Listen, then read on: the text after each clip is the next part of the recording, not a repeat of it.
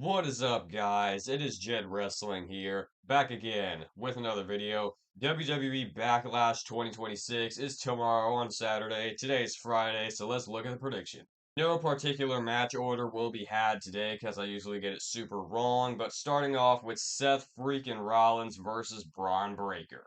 This was a match that was supposed to happen at WrestleMania 42 because remember Seth Rollins was revealed as the masked man. He screwed Braun Breaker in the Royal Rumble. He kept on screwing the Vision again and again. But Braun Breaker ended up getting injured, so they had to pivot. Seth Rollins fought Gunther at WrestleMania, but then Braun Breaker was able to come back, hit two spears on Seth Rollins at WrestleMania, and the two have been brawling ever since. This is a really weird match because I feel like neither of these guys can really take a pin, but I also really don't want this match to end like a no contest either. Because when you think about it, Seth Rollins got pinned by Gunther at WrestleMania. I know it wasn't clean, but he still took a pinfall loss on the grandest stage.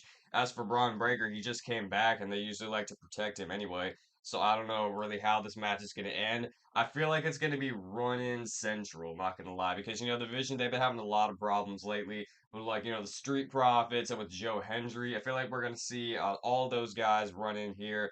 Maybe the Vision tries to help out Braun Breaker, and then here come the Street Profits and Joe Hendry and stuff like people like that. But I'm going to call a bold prediction here, man. I'm going to say Bronson Reed. Bronson Reed, this figure's got a really loose torso, by the way. Bronson Reed comes back here at Backlash. He hits a tsunami on Seth Rollins and allows Braun Breaker to pick up the victory. I know it's a bold prediction. I've got a couple bold predictions on this show. You'll just have to wait and see. But Bronson Reed, he screws over Seth Rollins, and Braun Breaker picks up the victory. Sami Zayn versus Trick Williams for the United States Championship. Not gonna lie, this has been like one of the worst feuds of 2026, man. I really sincerely hope that this feud comes to a close here. This is a feud that on the surface really should work because you have Trick Williams, like the cocky young upstart who's kind of going babyface a little bit. He's really popular with the crowd. And then you have Sami Zayn, the veteran who the crowd is turning on. But then you have this stupid gingerbread mascot, man. Like this entire storyline has pretty much been built around a gingerbread man. And last week on SmackDown, Sami Zayn like turned heel. He kicked the gingerbread man in the balls, I guess, and then he just completely laid waste to him. And tonight on SmackDown, they're actually devoting airtime to the funeral of the gingerbread man. Like, bro, this is the go home show for a pay-per-view, and we're doing the funeral to a gingerbread man. All I hope is just that this feud will be over, and I hope Sami Zayn doesn't win the U.S. title either. Not gonna lie, I hope this is just a clean retention by Trick Williams. Maybe see the return of Little Yachty, and he helps out Trick Williams a bit. But either way, no matter how it happens, I just hope Trick Williams gets the victory. Whoop that trick. Asuka versus Kairi Sane, Sensei versus Student. This is another match that was supposed to happen at WrestleMania, but it was left off, and that was a big bummer because Io Sky completely, she didn't completely miss WrestleMania, but like just her not having a match on the show after walking into WrestleMania 41 as Women's World Champion and walking out of WrestleMania 41 as Women's Champion. I don't know, that didn't really sit right with me, man. But I'm glad that this match is finally going to be going down. I have liked this story a lot. They have kind of dragged it on a bit, but they're capitalizing on the past that Io and Asuka have, of course, in like Japan and in WWE, of course, with the damage control stuff. This story did kind of hit like a bump in the road when Kairi Sane got released because like Kairi Sane, she was showing signs that she could turn on Asuka and go babyface, and then they just go ahead and release her for no reason as part of the talent cuts. And I feel like this story's been kind of awkward since then because you kind of have that third person who's just missing. Like, why is she missing? I do think it's a bit too late for them to bring her back. I don't see them bringing her back here at Backlash. Especially, I heard a report that she wants to go back to Japan anyway. So I feel like honestly they should just let her do that if that's what she wants to do. Because let's be honest, it'd be cool for her to finish the storyline, but what's she gonna do when she finishes this storyline? I mean, it's just gonna be going back to where she was originally as kind of like the baby face the baby face run she was having last year. Like she's really not going to do anything of note after this, guys. I'm sorry, but either way, this match is going to be good. It's definitely going to be technically sound, obviously, because Io Sky, she's definitely like one of the best women's wrestlers in the world right now, if not one of the best wrestlers overall in the world. Asuka, she's not exactly in her prime anymore, but she's shown as of late that she can have hard-hitting matches as well. So yeah, I'm definitely excited to see how this match goes down. At the end of the day, Io Sky needs a win, man. When's the last time Io Sky got some sort of victory? I haven't seen her get like any sort of pinfall victory in a singles match in like forever, man. So Io Sky, especially on a pay-per-view, Io Sky needs something to do here, and she needs to put away Asuka 1, 2, 3. The talk of the Townhausen right now is who Danhausen's mystery partner is going to be up against The Miz and Kit Wilson. I was talking about Trick Williams and Sami Zayn earlier, how it's been one of the worst feuds of WWE in 2026. Well, call me crazy, Danhausen versus The Miz and Kit Wilson might be one of the best. I feel like this is just like comic relief at its very finest. You have Danhausen going down to The Miz's house, like they're involving Kit in there, they're involving Maurice, they're involving all these different people. Like, dude, this has just been absolutely hilarious. I would not be mad at all if this feud continues on after this, because it has been going on for a while. But, dude, this has just been so wildly entertaining. But at the end of the day, Danhausen needs a mystery partner, so who will it be? There's some pretty rampant speculation going on right now. John Cena? Uh, yeah. If you guys actually think that John Cena is going to be Danhausen's mystery partner, I don't even know what to tell you, man. John Cena just had a year-long retirement tour that ended like 6 months ago. Like, I'm not saying that he's never coming back to wrestle a match ever because, this is wrestling. Like, never say never, you know what they say.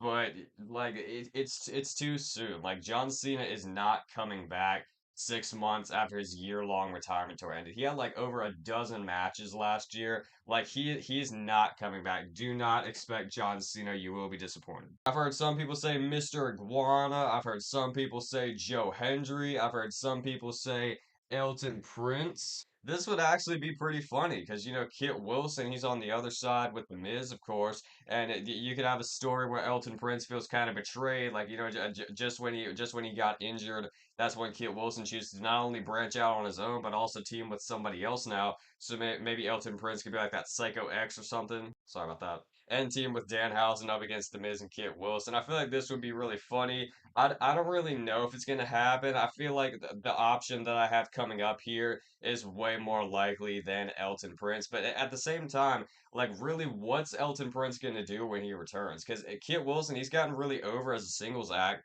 So are they just gonna put Pretty Deadly back together? Are they gonna have Elton Prince go off on his own? I really hope they don't release Elton Prince, dude. That'd be really low. Like just imagine you break your neck or whatever happened to Elton Prince. Yeah, he got some sort of neck injury. Like he had neck surgery a couple months back. Like imagine you get injured and then your tag team partner goes on to become a way bigger star than you, and then they just let you go. Like, dude, that would be so low. I'm not putting it past TKO though. Who I think Danhausen's mystery partner is actually going to be is Cola Man Punk. That's right. I think we're seeing Punkhausen at Backlash. It fits perfectly because Danhausen and CM Punk, they're best friends. Not best friends. I don't really know why I said that, but they're friends in real life. From what I've heard, CM Punk actually campaigned to get Danhausen his job with WWE, which is actually pretty awesome. And I feel like this would be a really fun and entertaining way to bring CM Punk back into the fold, especially if he's going to go over to SmackDown because on the Raw after WrestleMania they teased that match with Cody Rhodes, and then CM Punk kind of just dipped after that, took a little bit of time off, which was definitely deserved after all the work he put in as World Heavyweight Champion. But if they're going to move him to SmackDown so he can do this feud with Cody, I feel like this would be a really perfect way to do it because the Miz, Danhausen, and Kate Wilson, they're all on SmackDown. So yeah, Punk on SmackDown, Punkhausen here in the tag match. It's just perfect, man. My final prediction is going to be CM Punk and Danhausen, and they win against The Miz and Kate Wilson.